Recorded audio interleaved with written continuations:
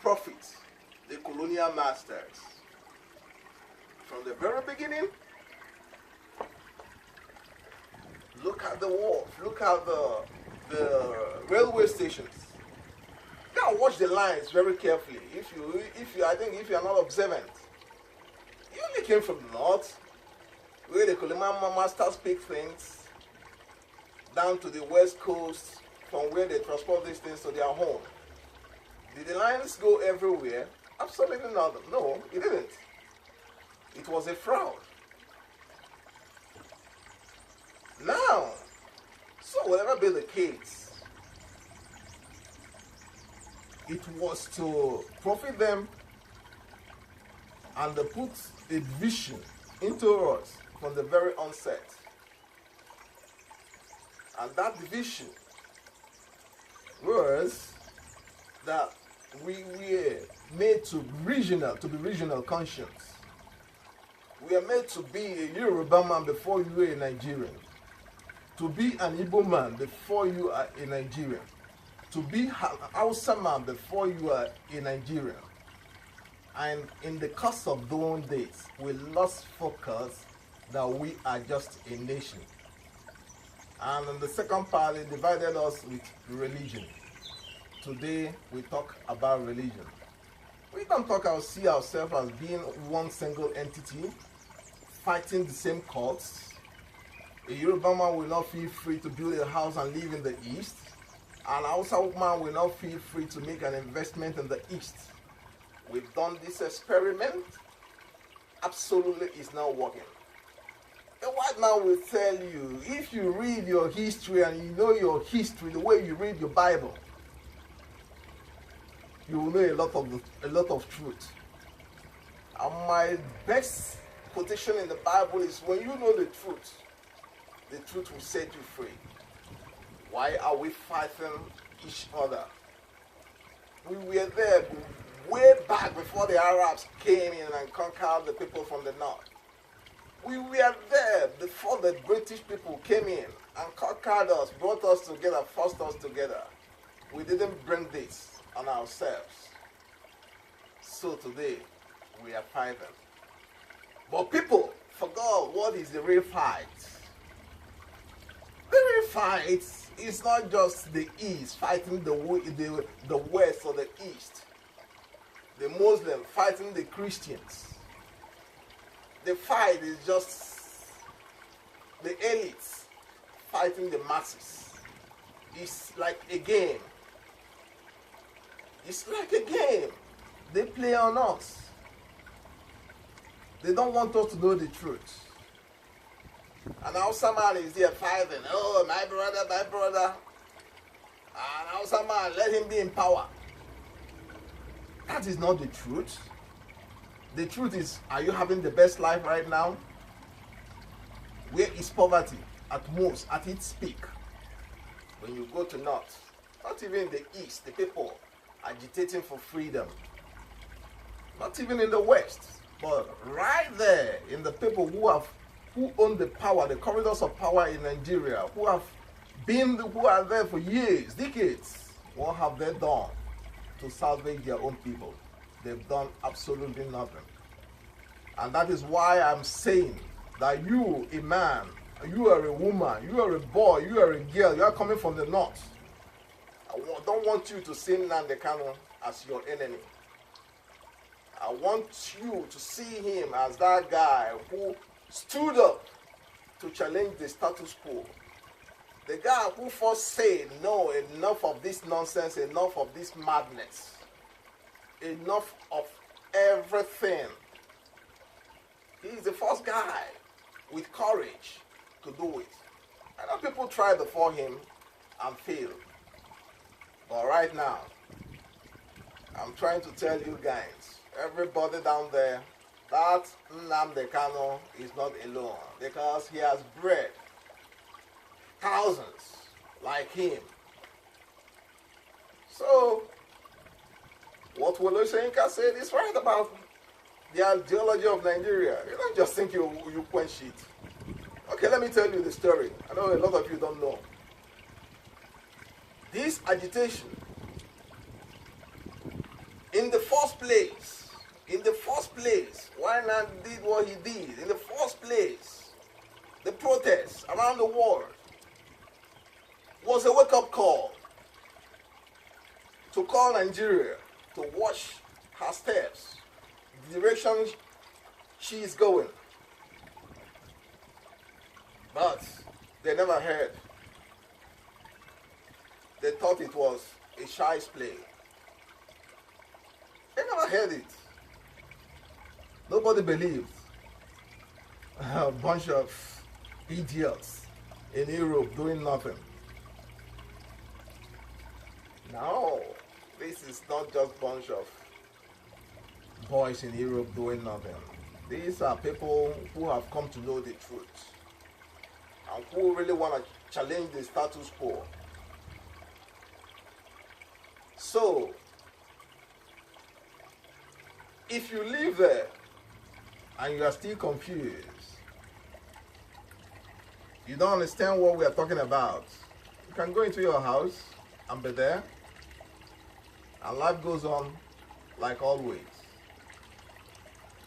But today, we are saying life will no longer continue like always.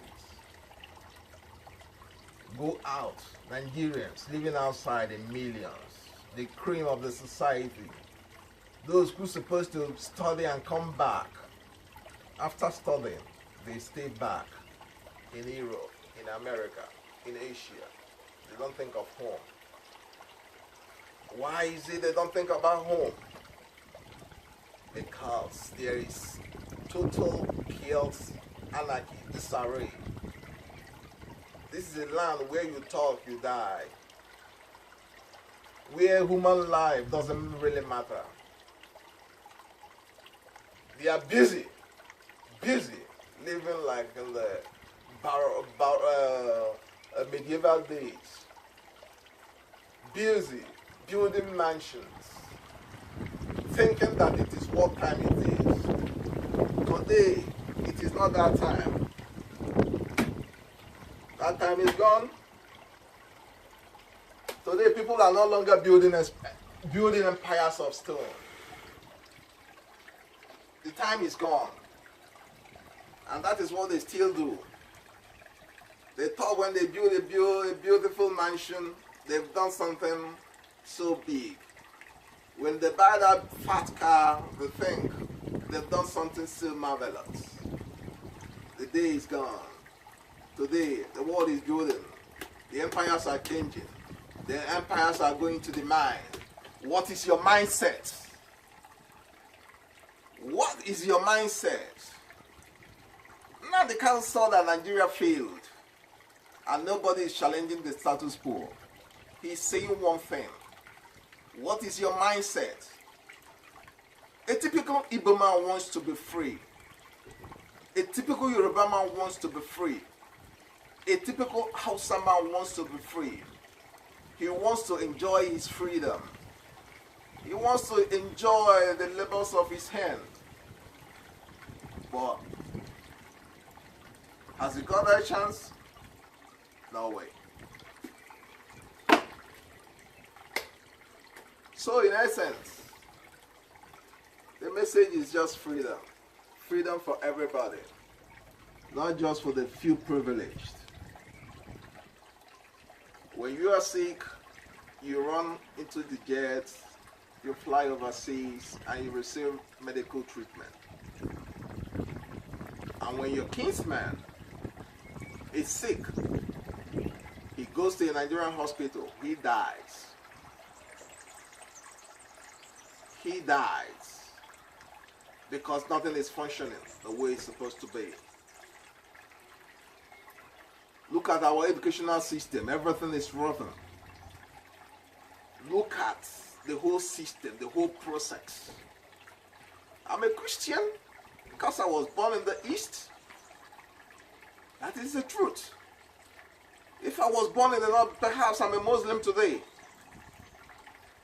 So religion shouldn't be something, a factor that should divide us. But today, it has divided us. That is why, when you look here, I brought down some books. These are books I thought maybe will help us to think, reason, do things differently. When you don't know who you are, you can never be big. You don't know where you are coming from, you can never know where you are going to.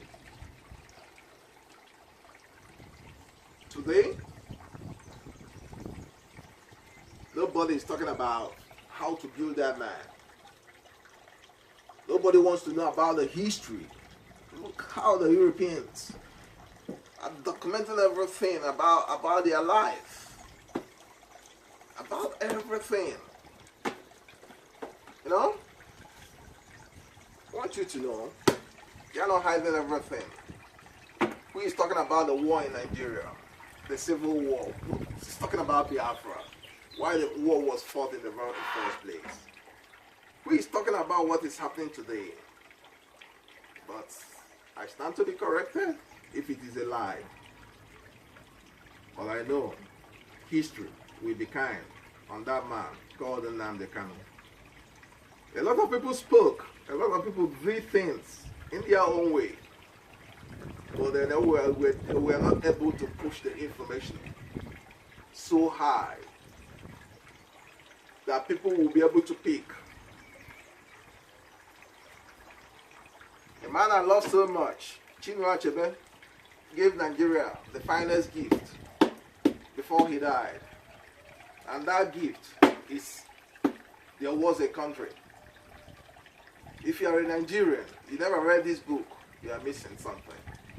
Go and pick up a copy from your bookshop. Try to read it. There was a country. What is he talking about? He talked about Nigerian Civil War. How life was before the Civil War. And life after the Civil War. We lost everything till today. The country is gone. There is nothing like Nigeria. It's long gone. When the hope for Nigeria was there, before the Civil War. After the Civil War, we kept on fighting to redeem it. I started working. And then, only a few, not even up to 5% of the nation are profiting and make every other person look stupid because we fail to talk. We fail to talk. And the moment of truth has come. Everybody is talking. You think you block on Nnamdi Kanu today, the game is over. Okay, let me tell you something. This message is going to the Mr. President. If you are still able to pick the message, hear the message, I know it will get to you. Osibanjo, the acting president. I know you people don't know the truth, but now listen to the truth. The truth is that Nnamdi coming into Nigeria was a bait. He threw a bait, and Mr. President jumped into it. And that was the fastest way to get him talking, get him acting. And being the man he is,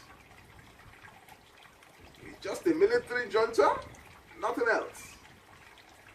He's got no respect for democracy, of which he claims that he's got. He doesn't respect the Constitution. The first man to respect the Constitution is he. But he doesn't respect the orders of court. What do you expect to have? A functioning Nigeria or a Nigeria that is in disarray? An adult is talking about something, crying about something, protesting about something. All you do is you kill them. And you think you will shut them up. It's a very big lie. Because it's just got started. It's just got started. So many people that never killed him before, never even heard about Nnamdi Kanu. But when he threw in the bait by going to Nigeria, Mr. Buhari fell. He fell into it. He thought that maybe putting him in detention will solve the whole problem. And that was just the beginning. It doesn't change it. It will never change it. People just think that, hey, Biafra is just a call to secede. No, you guys are getting it wrong. Biafra is not a call to secede. Biafra is a call to freedom. A call to live. A call to feel yourself being black and being proud. That is the call for Biafra. It's not just to secede. People get it wrong.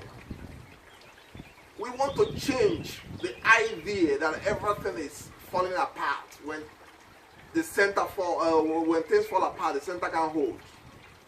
Everything around Nigeria is falling apart. Tell me what is functioning? Nothing. So Nigeria, Biafra is a call to say, hey, are you from the north? Are you from the west? Are you from the east? South, middle belt? We can do better. Because Biafra wants to be a litmus test. Since we've tried, Nigeria is not working. And we don't want a restructure. When this agitation started in Europe, in America, around the globe, the idea was that the presidency, the organs of governance, should try to call these people together and hear their grievances. And the idea then was to restructure Nigeria. And Mr. President got it all wrong. And today there is nothing he can do about it. Because we only need a test. We've tried Nigeria, it's not working. 50 years is not 50 days. Brothers, we are talking about 50 years here. We've tried this nonsense. It's not working. Now let's try a different thing.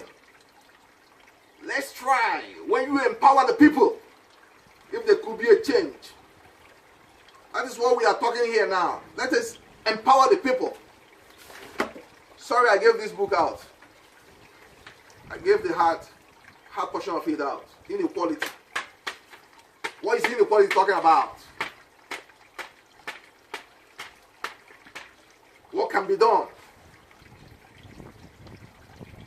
Sorry that we, black people, we don't read. Some of us, especially those in power, that thought just picking money, build house, buy cars is all they need in life. No. What we want now is to empower the people. Give them sound education. Let us see if they cannot compete. And that is what Biafra is all about. That is the ideology. The ideology of Biafra is that we can do better. And we are sure, we are betting that we can do better. We know we can do better. Because when you go around the globe, call that university, you see people from Nigeria there, they excel. They do marvelous things. But when they come back into Nigeria, they fail because the system was built on false foundation. There is no structure that can stand when it's built on false foundation. Nigeria is built on false foundation. And that is why it's failing. Everything in Nigeria is failing. You can make something crooked and you still want it to be straight. It doesn't work. You want to build a house, you erected your pillars, they look crooked. You pour your cement inside and you want it to appear straight. It's not going to work. That is the ideology of Nigeria. Things are crooked and we want it straight, and people are bent on having it crooked and ask us, hey, let us make it straight. How is it going to work? There's no way it's going to work, brothers. Biafra is that litmus test. Biafra is an example for others to emulate and follow. Because I'm betting my life here, I'm betting my blood that we're going to excel. Everything depends on the mindset.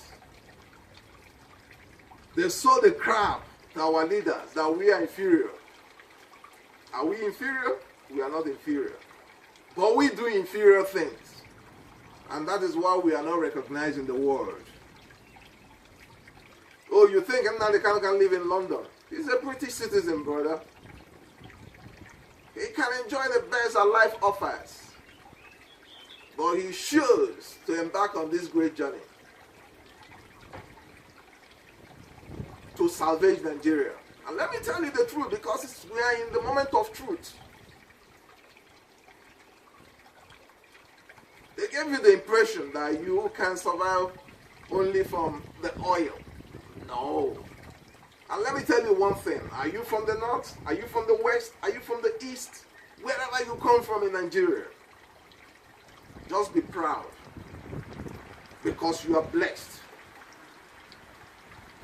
You've got the human resources. There is no region that is inadequate. There is no region in Nigeria that is lacking. I've gone around Nigeria. You've got human resources in the north, you've got in the east, you've got in the west, you've got everywhere. You've got the minerals as well. In the north, in the east, in the west, everywhere. Why is it we only mine the oil, and let every other thing lie there? My people perish for ignorance. You know? Sorry to tell you this. I brought down here Bibles. This is the only set of things I brought to tell you. I'm born from the east, and by virtue of that I'm a Christian. But sorry to tell you about this.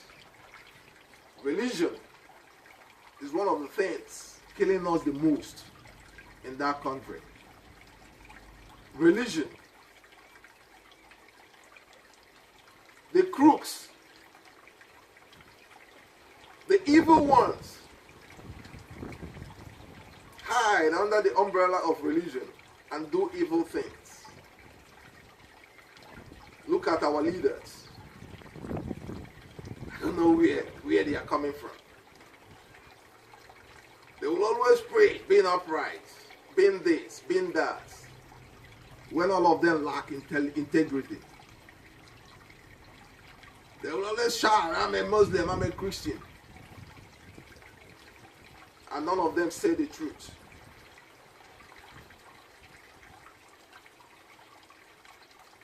They waste time, so many days in a week in the church, but still their mind is evil. We want to change this orientation. You can't tell me you're a Christian, you're a Muslim, you don't have love. When you don't have love, you are not pushing any of those things you claim you are. You are simply evil. The moment of truth is just to talk about the truth. We are talking about love. The president will sit and they kill the citizens of a land that he governs, he leads. He can't say something because those perpetrating that very evil act are coming from his region. They are his kinsmen. Is that man fit to lead? He's not fit. And people are keeping silent. Great respect to the governor of Ekiti State. I respect you, sir, because you stand up for the truth. They couldn't just send you hiding behind the doors because you want to retain your office. I just laugh on our brothers, the governors in the eastern region. People like Rochas Okorocha, the most stupid of all of them. I repeat, Rochas Okorocha, the governor of Imo State, is the most stupid of all the Igbo governors. I just pity him because he doesn't even know that the elites are going down. Those who held Nigeria captive are going down. The eyes are starting to open. They thought maybe you keep Nnamdi Kanu, you kill him and you jail him will stop the whole struggle. No, this is a struggle. Nobody is going down. Nobody's shutting his mouth. This very hour. People are ready to die. I've sojourned in a foreign land for years. I see beautiful things. Each time I see good things, I want my people to share that very experience. That very best things that life could offer. Why is it we are not part of this world? Because our leaders failed us. They failed us. They failed us. Because nobody is saying the truth. Nobody is practicing what he's preaching. They will always tell you, hey, divide you against religion. No. And now somehow we see Nnamdi Kanu as a threat. If you see Nnamdi Kanu as a threat, you know you are part of the threat. You enjoy from the bounties of the land to the detriment of your own brother, your own sister, your own father. If you are in the north and you don't understand this message, that your people are the most poor, poverty-stricken people in Nigeria, then you're not supposed to be watching this video, because this talk is only for I'm teaching colors. So only people with sight. If you are blind, there's only teaching you colors. You won't understand, because color doesn't go with feeling. You won't understand when it's red, when it's black, when it's blue. So if I'm teaching a black man, this is color red, color blue, you won't understand it. So what I'm talking here is just about colors. It's just like science, the truth, and nothing but the truth. Your leaders, the elites that you surrender yourself, you bow down to as your God, they killed you people 10 times, 20 times. They are the ones destroying you people. In the age where people are talking about how to build a man, how to build the empires of the mind, they are telling you Western education is wrong. They are sponsoring terrorists, Al-Qaeda, Boko Haram, and they preach you, tell you that Western education is wrong. Just for you to be stupid. When you get sick, you die. Your president is sick. Where is he today? Where is he?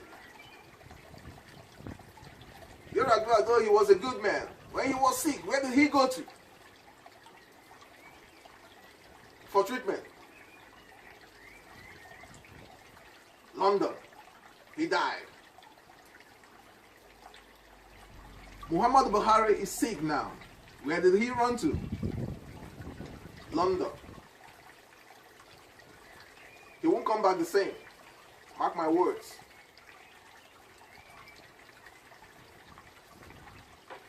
Why can't Nigeria build on her own citizens? We have the brightest souls. I've traveled around the globe. I met a lot of Nigerians, spoke with them, interesting people, full of ideas, full of wisdom. But they were looking for one thing. They're only looking for who to follow. A perfect example. Nobody to follow. But thanks be to God that Nnamdi Kanu came. Today, they make you think that all is lost, that we can't salvage anything. Tell them it's a big lie. Because in the book here, Barack Obama, the Audacity of Hope, you will see that things that look hopeless, you can still make a meaning out of it. So we don't look down. That is Biafra. That is the ideology. He's trying to give hope to everybody in that country. Try to make you think, reason like a man. Beautiful things doesn't come from wishful thinking. That is what is happening in Nigeria. No, we just want to look like London. Want to look like great like America. You want to look like China. And you don't know yourself. You don't know your background. You don't know that everything is in a mess. In the 21st century, brother, you don't know. I'm sorry for you. The elite in that place, they've screwed you. Screwed your brain. They made you believe that you are nothing. Absolutely nothing. And you can do nothing. But I'm here to tell you, your best bet is stop fighting Nnamdi Kanu. Sorry he used some words that you might not like when he calls Nigeria a zoo. Just come to look about it. Look into it. We behave like animals. Like animals. Check how much our governors waste on security bill. How much security do we have in the states? Can you look at the roads? Okay, let me tell you one thing. Let's just be sincere to each other here. These people that govern you, the elite class, do they have their sons schooling in Nigeria? Do they go to public schools in Nigeria? None of them is sending his or her son, even the ward in his house, the public school in Nigeria. Or when he's sick, he goes to an hospital in Nigeria. Check how many million is being invested in the Asoro clinic. And the president wouldn't even trust that. The best. He won't trust to be handled there. He run out. Now, this video you are seeing now is especially for the youths. It's time to stand up. It's time for you to start to reason. These people have made you look like a dwarf. Made you think that you are nothing. It's time to know you are an adult once you are 18. You can take full 100% responsibility of your life. But you are 18 in Nigeria. You can't even dream of it.